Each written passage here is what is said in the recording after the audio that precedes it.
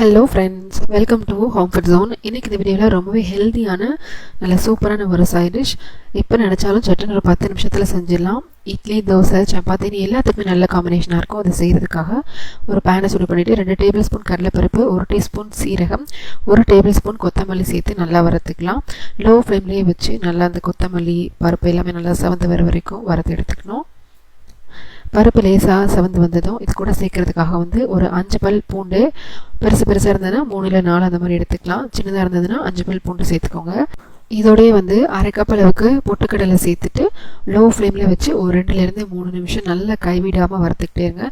எந்த அளவுக்கு லோ ஃப்ளேமில் வச்சு டைம் கொடுத்து நல்லா வறுத்து எடுக்கிறோமோ அந்த அளவுக்கு டேஸ்ட் ரொம்ப ரொம்ப நல்லாயிருக்கும். நல்லா பார்த்தீங்கன்னா பருப்பு எல்லாமே ஓரளவு நல்லா வறுப்பட்டுருக்கு. இந்த ஸ்டேஜில் இதை எடுத்து வேறு ஒரு பிளேட்டுக்கு மாற்றி நல்லா நம்ம ஆற வச்சுக்கலாம். இதே பேன்லேயே 1 டேபிள் ஸ்பூன் அளவு மட்டும் எண்ணெய் சேர்த்துட்டு 2 கப் அளவுக்கு நல்லா ஃப்ரெஷ்ஷான முருங்கைக்கீரை சேர்த்துக்கோங்க.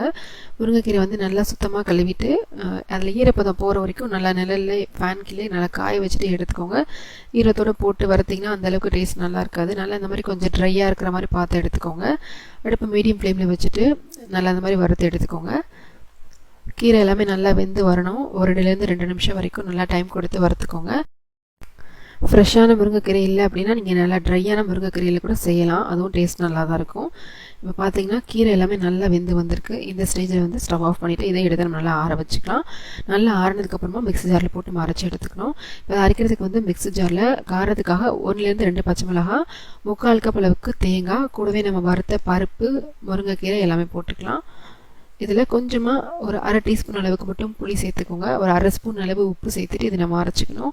தண்ணி கொஞ்சம் கொஞ்சமாக ஊற்றிட்டு நல்லா கொஞ்சம் கட்டி அந்த மாதிரி அரைச்சி எடுத்துக்கோங்க. ரொம்ப தண்ணி விட்டுற வேண்டாம். 1/4 கப்லேருந்து அரை கப் வரைக்கும் தான் தண்ணி தேவைப்படும்.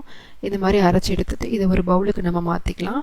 இப்போ இதை தாளித்து எடுக்கிறதுக்காக இன்னொரு பேனை சுடு பண்ணிக்கோங்க. இதில் 2 டேபிள் ஸ்பூன் அளவு எண்ணெய் சேர்த்துக்கோங்க. எண்ணெய் சேர்த்துட்டு எண்ணெய் நல்லா சுடானதும் கடுகு போட்டுக்கோங்க. கடுகு ஒரு அரை ஸ்பூன் அளவு சேர்த்து நல்லா பொரிஞ்சு வந்ததும் ஒரு டீஸ்பூன் அளவு கடலைப்பருப்பு சேர்த்துட்டு நல்லா ஃப்ரெஷ்ஷான கறிவேப்பிலை கொஞ்சம், ஒரு 1/4 டீஸ்பூன் அளவு பெருங்காயத்தூள் சேர்த்து நல்லா கலந்து பருப்பெல்லாம் நல்லா செவந்து வந்ததும் இதை எடுத்து நம்ம ஏற்கனவே அரைச்ச சட்னியில் சேர்த்து நல்லா நம்ம கலந்து விட்டுக்கலாம்.